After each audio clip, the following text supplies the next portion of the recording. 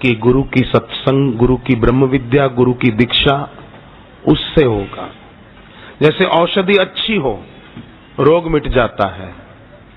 गुरु मंत्र भवरोग की औषधि है, उससे ये जन्म मरण का रोग मिट जाता है। नहीं तो दिन तो बीतते चले जाएंगे। जो बोलते हैं ना, क्या जरूरत है सत्संग की और दीक्षा लेने की, कोई बात नहीं, समय तो पसार हो ही जाएगा। कब सुबह होती है कब रात होती है पता चलता है। जिंदगी के दिन बीतते चले जाते हैं और जिसको कोई नहीं चाहता वो मृत्यु निकट आती जा रही है। कई लोग भले बोलते हैं कि इससे तो हम मर जाएं तो अच्छा, पर मौत किसी को पसंद नहीं है। एक बूढ़ा आदमी लकड़ियां काट के गुजारा करता था, बाजार में बेचता था। बूढ़ा हो गया था, लकड़ियां काट कर बेचते बेचते एक दिन लकड़ी की गठरी उससे उठ नहीं रही थी सिर पर। कमर में दर्द हो रहा था झुकते समय। तो बोला, ए भगवान उठा ले मुझे दुनिया से, ए मृत्यु, ए यमराज, मृत्यु के देवता, तूने कई जवानों को उठा लिया इस दुनिया से, कई बच्चों को उठा लिया इस दुनिया से, और मैं लकड़ियां उठाते उठाते इतना बूढ़ा हो गया, क्या मैं तुझे दिखाई नहीं दे रहा हूं क्या?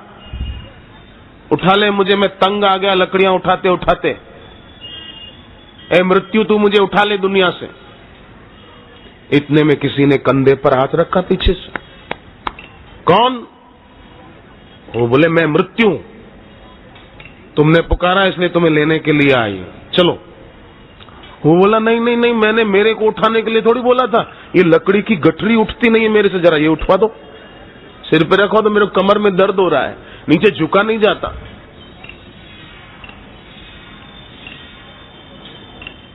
तो जिसको कोई नहीं चाहता वो मृत्यु प्रतिपल निकट आ रही है।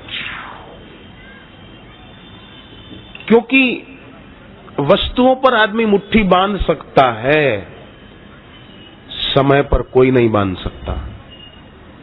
वस्तुएं, सोना चांदी के गहने और रुपए आदमी तिजोरी में रख सकता है, समय को कोई नहीं रख सकता, वो तो पसार हो जाएगा। तो ऐसे में क्या करना है? विदेश में एक मूर्तिकार हुआ, माइकल एंजेलो उसका नाम था। तो एक बड़ा पत्थर शिल्पियों ने बेकार समझ के फेंक दिया था, और उसी माइकल एंजेलो ने पत्थर से जो फेंक दिया गया था, तिरस्कृत था, उससे बहुमूल्य प्रतिमा बना दी। ऐसी सुंदर थी वो प्रतिमा कि जो भी देखता वाह वाह करता कि क्या सुंदर प्रतिमा बनाई है, बहुत बढ़िया। माइकल एंजेलो की प्रशंसा होने लगी। लोग कई उसको पुरस्कार देने लगे।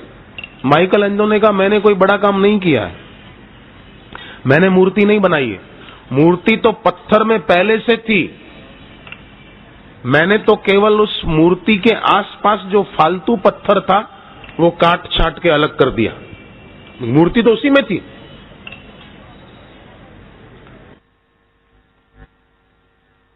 कोई गहरा जाए तो पानी मिल सकता है, पत्थर में मूर्ति उभर आई।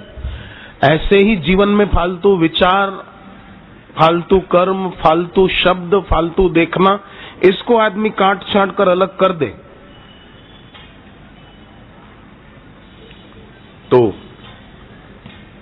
सो साहेब सद सदा हजूरे।